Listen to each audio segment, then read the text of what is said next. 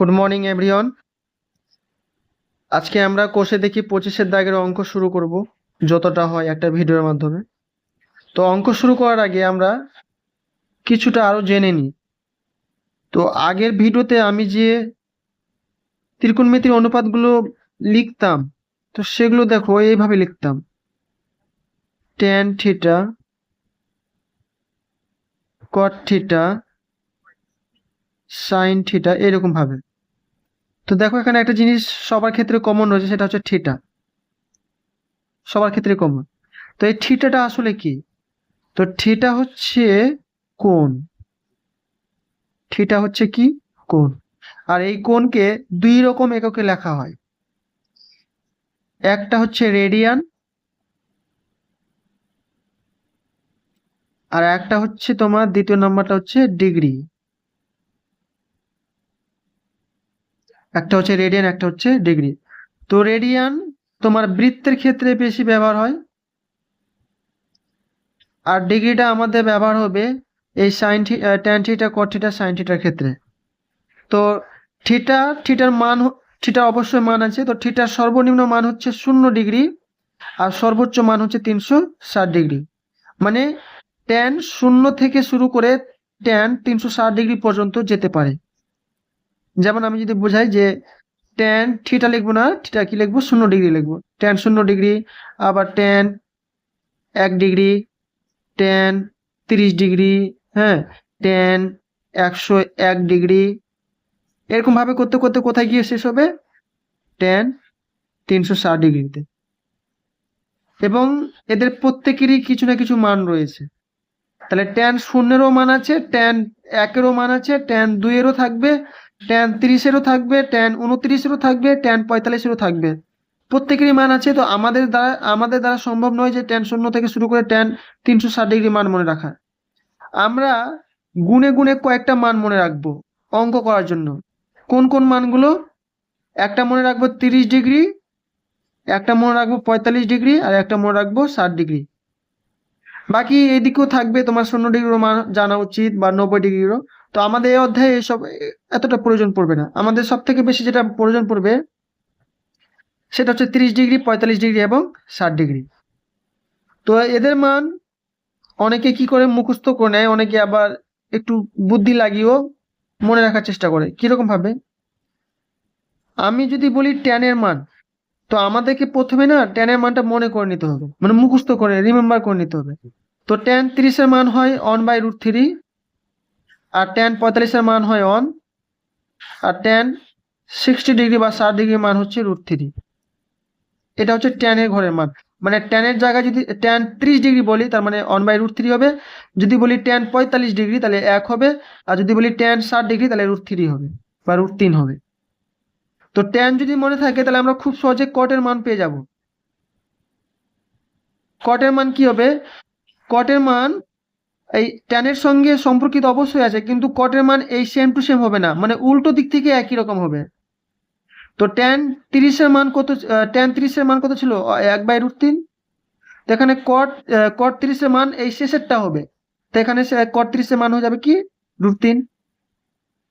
আবার কট 45-এর মান কি হবে? দেখো, ট্যান 60 ডিগ্রি যা মান, কট 30 ডিগ্রির মান তাই।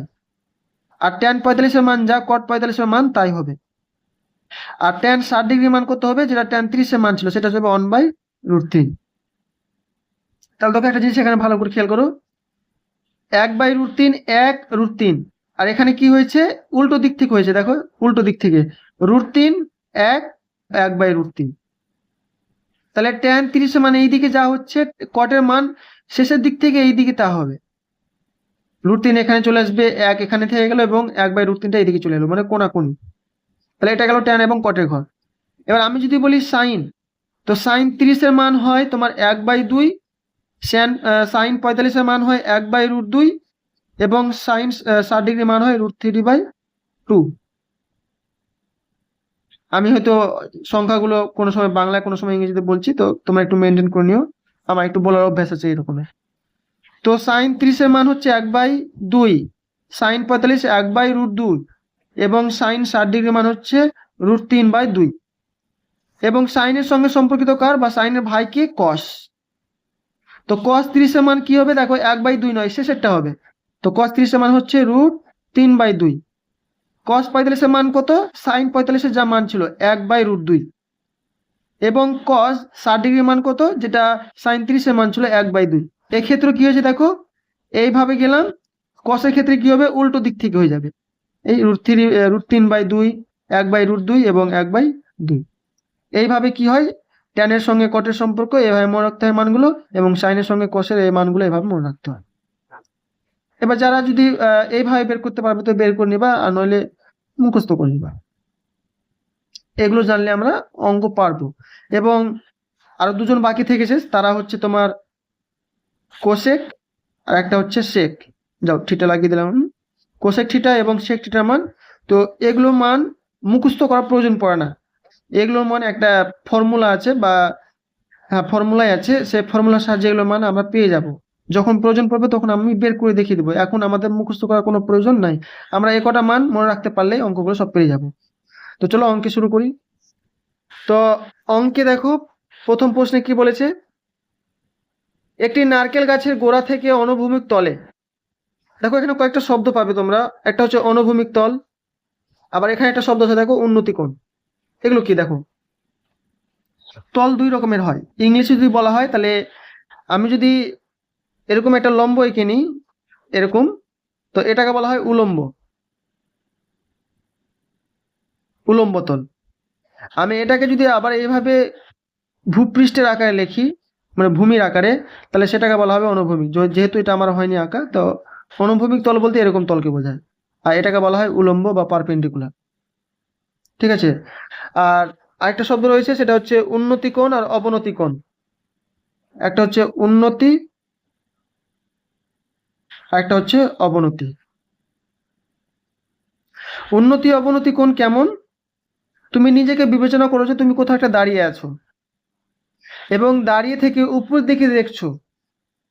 তো তুমি যখন দাঁড়িয়ে থেকে উপরের দিকে দেখছো, আমি একটা ছবি এঁকে নিই, আমি শুধু ছবি চোখের ছবি এঁকে দেখাচ্ছি। এই দেখো, এটা হচ্ছে আমাদের চোখ,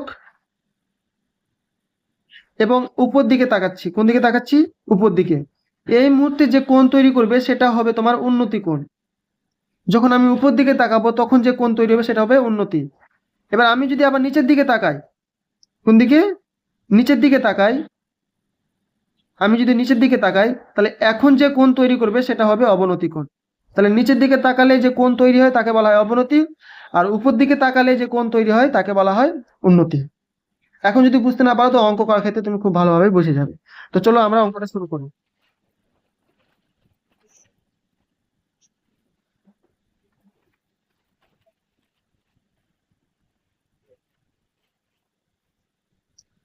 প্রথম প্রশ্নে কি বলেছে, একটি নারকেল গাছের গোড়া থেকে। তো একটা নারকেল গাছ এখানে, সাপোজ ধরে নাও এটা আমাদের একটা নারকেল গাছ, এটা আমাদের কিসের গাছ, নারকেল গাছ। নারকেল গাছের গোড়া থেকে অনুভূমিক তলে, দেখো অনুভূমিক তল মানে এটা কি, নিচেরটা। তো গোড়া থেকে শুরু করো, অনুভূমিক তল বরাবর যাও কোন দিকে, 20 মিটার দূরে। তো এখান থেকে 20 মিটার দূরে একটি বিন্দুর সাপেক্ষে, তাহলে এই 20 মিটার দূরে কি রয়েছে, একটা বিন্দু। কি রয়েছে, একটা বিন্দু। সাপেক্ষে গাছটির অগ্রভাগের উন্নতি কোণ। দেখো উন্নতি কোণ বলেছে মানে কি, যখন উপর দিকে তাকাবো, তো এই বিন্দু থেকে যখন উপর দিকে তাকাবে, উপরের দিকে তাকানো বলতে এই অগ্রভাগের দিকে, তখন এটা কোণ তৈরি হবে। দেখো সাপোজ ধরো তোমার চোখ এখানে আছে এবং তুমি এই বিন্দুতে তাকাচ্ছ, তাহলে তোমার চোখের দৃষ্টিরেখা এই দিকে যাবে, এখান থেকে শুরু করে এই টিপ বরাবর যাবে। তখন দেখো এই অনুভূমিক তলের সঙ্গে একটা কোণ তৈরি করেছে, সেটাকে বলা হয় উন্নতি কোণ। তাহলে তুমি এই ক্ষেত্রে কোন দিকে তাকিয়েছিলে, উপর দিকে। তো উপর দিকে তাকালে তো উন্নতি কোণ তৈরি হয়। তো সেই উন্নতি কোণের মান কত, 60 ডিগ্রি। কত ডিগ্রি, 60 ডিগ্রি। তাহলে এবার এখানে ভালো করে খেয়াল করো, এই যে তাল গাছ এঁকেছি এবং তাল গাছ থেকে 20 মিটার দূরে গিয়ে একটা বিন্দু নিয়েছি, এবং সেই বিন্দু থেকে তাকিয়ে যখন অগ্রভাগের দিকে তাকাচ্ছি, তো তাদেরকে সরলরেখা দ্বারা যদি যুক্ত করা হয়, তাহলে দেখো একটা আমরা ত্রিভুজ পেয়ে গেছি। আর এই ত্রিভুজটা কেমন দেখতে, সমকোণী ত্রিভুজ। কেমন ত্রিভুজ দেখতে, সমকোণী ত্রিভুজ।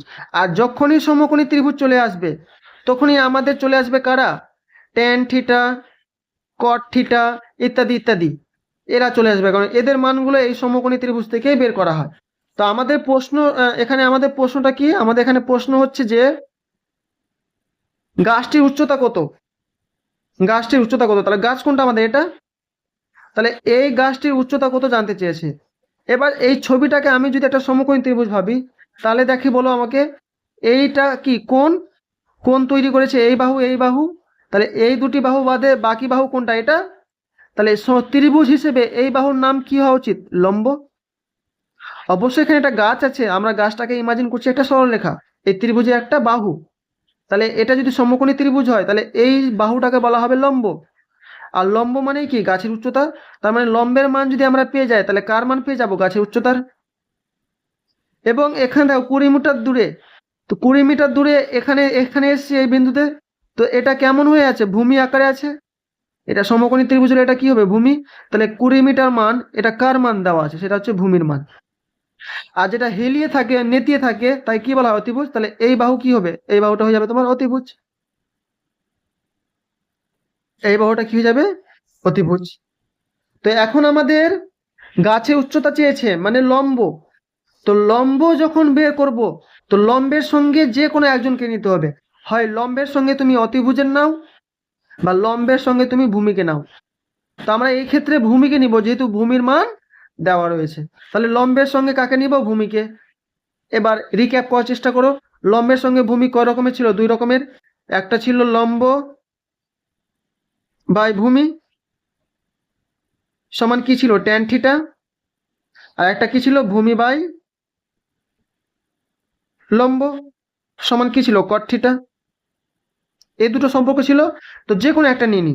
সাপোজ ধরো আমি এই সম্পর্কটা নিয়েছি, তাহলে কি লিখবো দেখো, আমরা জানি লম্ব বাই ভূমি সমান কি, ট্যান থিটা। লম্ব বাই ভূমি মানে কি, ট্যান থিটা। তাহলে এই ত্রিভুজের দিকে তাকাও এবং এখানে যারা রয়েছে তাদের মানগুলো বসিয়ে দাও। তো এখানে লম্বের মান কত আছে, লম্বের মান নেই, তো আমি সাপোজ ধরি লম্বের মান হচ্ছে এইচ, তাহলে এই ফর্মুলায় লম্বের জায়গায় কি লিখবো, এইচ, বাই ছিল বাই লিখলাম, ভূমির জায়গায় কত লিখবো, 20, যেহেতু ভূমির মান কত আছে 20, তো 20 লিখলাম, সমান ছিল সমান চিহ্ন দিলাম, ট্যান ছিল ট্যানও লিখলাম, এবং ট্যানের পাশে কি রয়েছে, থিটা। আর আমরা জানি থিটা মানে কি, থিটা মানে হচ্ছে কোণ, আর এই চিত্রে দেখো কোণ কত রয়েছে, 60 ডিগ্রি, তাহলে ট্যান থিটা না লিখে কত লিখবো আমরা, 60 ডিগ্রি। এবার সমাধান করো, এইচ বাই 20 সমান ট্যান 60-এর মান কত, √3। এবার দেখো √3-এর নিচে কি আছে, সর্বদা 1 থাকে, বা যে কোনো সংখ্যা নিচে সর্বদা কি থাকে, 1, কোনাকুনি গুণ করো, এই এইচ এর সঙ্গে 1 গুণ করলে এইচ হবে, এবং 20 সঙ্গে √3 গুণ করলে হবে 20√3। আর এইচ কি, এইচ হচ্ছে আমাদের লম্ব, লম্ব মানে কি, গাছের উচ্চতা, তো উচ্চতা একক কি হয়, মিটার, তাহলে এটা উত্তর হয়ে যাবে 20√3 মিটার। এই হচ্ছে আমাদের অ্যান্সার। আজ এটুকুই থাক, ভিডিও অনেকটা লম্বা হয়ে গেছে, এর পরবর্তী ভিডিওতে আমরা 2 এর দাগের থেকে শুরু করব। ধন্যবাদ।